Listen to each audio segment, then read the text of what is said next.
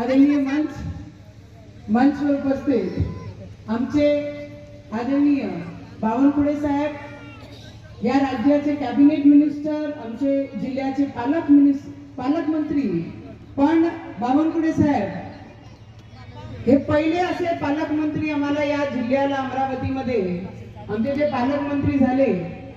प्रत्येक कार्यकर्त्यांना नावानी ओळखणं, गावाची समस्यापासून छोटी छोटी गोष्टींवर लक्ष देणं आणि महिन्यातून 4-5दा अमरावतीत येणं आणि शेतकऱ्यापासून ते कामगारपर्यंत, मजदूर वर्गापर्यंत त्यांची अडचण काय, कशी आपण सॉल्व्ह केली पाहिजे हा आज या मंचावर तिवसा मतदारसंघाचे आमदार राजेश भाऊ वानखडे, आमचे या मतदारसंघाचे आमदार सरळ कष्टाने संघर्षाने कितीदा पराभव झाला सुद्धा आपली इमानदारी आणि आपली एकनिष्ठा त्यांनी कधीच सोडली नाही. आणि या मतदारसंघाचे आमदार आमचे चंदू भाऊ आणि राज्यसभा मेंबर अनिल बोंडेदादा, आमचे तिकलेताई, रविराज भाऊ आणि ज्यांचे प्रचाराकरिता आपण इथे सगळे उपस्थित झाले आहे अशी आमची रेश्माताई, त्यांच्यासाठी हे पण महिलांची ताकद बनली पाहिजे.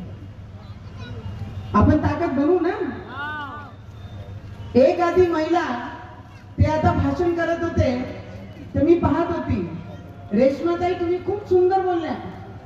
जेव्हा मी अमरावतीमध्ये सून म्हणून आली ना तर एवढंही बोलता येत नव्हता.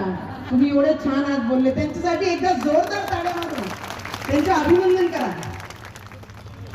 चोरांना सांगावं नाही लागत किती खोटं बोलावं लागते, इमानदारांना विचार करून बोलावं लागते. आणि ते रेश्माताई इमानदारीने या शहरासाठी ते आपला विचार इथे ठेवत होते की तुम्ही माझ्या सोबत उभे राहा. एक महिला म्हणून, एक पक्षाची कार्यकर्ता म्हणून गेल्या काही वर्षापासून मी या पक्षाची कार्यकर्ता म्हणून तुम्हाला विनंती करते. आणि मी सुद्धा या पक्षाची कार्यकर्ता म्हणून सगळी महिला मंडळी, जेवढे युवक आहेत त्यांना सुद्धा विनंती करेन की आपण ज्यांना ज्यांना भगवेशी प्रेम आहे, ज्यांना ज्यांना छत्रपती शिवाजी महाराजांचे विचार त्यांच्या रक्तात आहे, डॉक्टर बाबासाहेब आंबेडकरांचे विचार आहे, तर त्यांनी नक्की आमची ताईच्या पाठीशी उभे राहून या शहराला.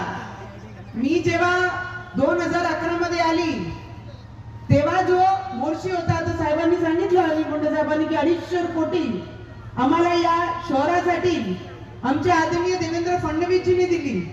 ये तो सिर्फ झाकी है, मोर्शी के लिए